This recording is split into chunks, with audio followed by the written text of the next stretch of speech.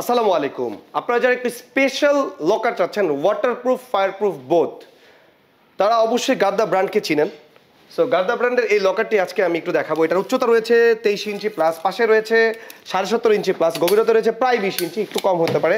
এবং এটাতে আমরা 1 2 3 4 5ও সেট করেছি। আপনারা চাইলে এটাকে চেঞ্জ করে নিতে পারবেন আপনাদের মন মতো। এখানে ট্রে রয়েছে, ওইটাকে আপনারা চাইলে আপ ডাউন করতে পারবেন এখানে একটা।